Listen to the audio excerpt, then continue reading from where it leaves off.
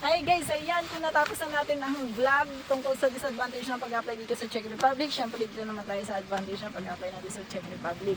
So ano ang mga advantage ng pag-apply natin sa Czech Republic? Long term, syempre long term yung trabaho natin as long as gusto ka ni company mo, as long as gusto ka ng Czech Republic, as long as gusto mo mag-stay dito sa Czech Republic, is pwede kang mag-stay. So long term, hindi mo kailangan na mag-permanent residence. Kung ayaw mong mag-exam, okay lang. Makakapag-stay ka dito kahit 20 years pa sa Czech Republic basta wala kang lalabagin na batas. So isa yan sa advantage. So, sabi ko sa inyo, medyo maraming advantage. Pangalawa, pwede kayong kumuha ng permanent residence dito sa Czech Republic. After 5 years, mag-exam lang kayo ng language nila. And pag nakapasa kayo is, pwede na kayong maka-permanent residence dito. So, pangatlo, siyempre kapag naka 10 years na kayo dito, gusto nyo mag-citizen dito, dual citizen ng Czech Republic, pwede rin kayong mag-avail nun. So, meron silang dual citizen dito, citizenship ng Czech Republic. So, 10 years yun guys. So, yan yung ilan sa mga advantage ng pag-apply nyo dito sa Czech Republic. Ang pangapat na advantage ng pag-apply nyo is pwede nyo makuha yung inyong family dito sa Czech Republic. So, first family lang to ha, asawa, anak, tsaka magulang. So, sa may mga nagtatanong kung pwedeng live-in, pwede, pero iba yung process nun. Pero ang mostly talaga, asawa, anak, and magulang. Ngayon, kapag nagdala kayo ng anak dito, may less ang inyong tax. Yun, isa din yung sa advantage, less ang tax nyo, ganun. Tapos yung pag-aaral dito ng mga bata sa Czech Republic, kung dadalhin nyo dito ang anak nyo, is libre. So, isa din yon sa advantage ng pagpunta nyo dito sa Czech Republic. Kung talagang ang purpose nyo is mag-stay sa isang bansa. So, ano pa? Pagdating sa sahod naman, so, napaka-advance ng ano nila, no?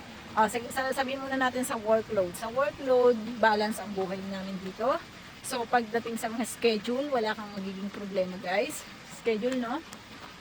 So, may time ka talaga para sa family mo, may time ka para gumala, humada, pumunta ng Paris, or whatsoever. So, 26 countries, I think 29 na yata ngayon, yung sakop ng European countries na pwede mong mapuntahan na wala kang visa. So, under ng European Union kasi yun, yung binabanggit ko na yun, pwede mo siya mapuntahan guys.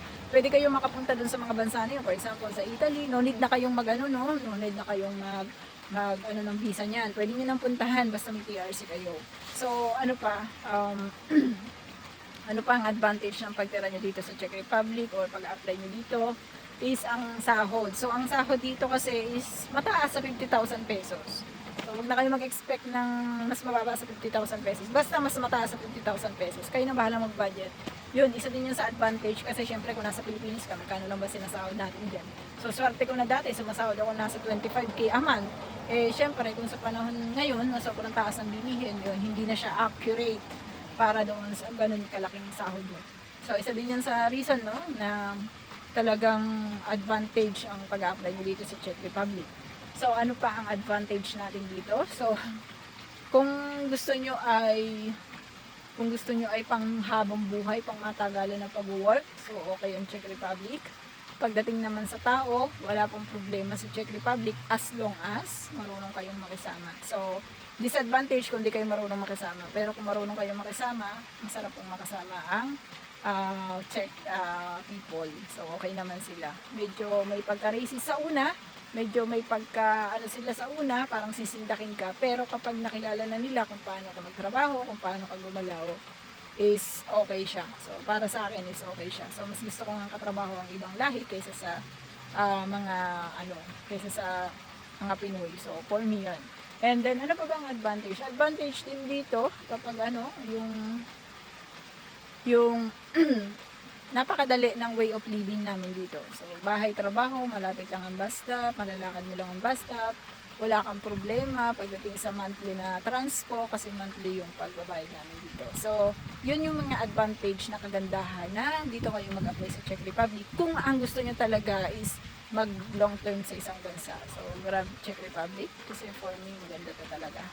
So, yun. So, panoorin nyo yung disadvantage, no? Kasi disadvantage para matutunan nyo rin yung ng disadvantage. Anyway, uwi na ako kasi medyo malamig na siya. So, 8:30 na dito and kailangan ko na umuwi kasi medyo malamig na. Bye-bye!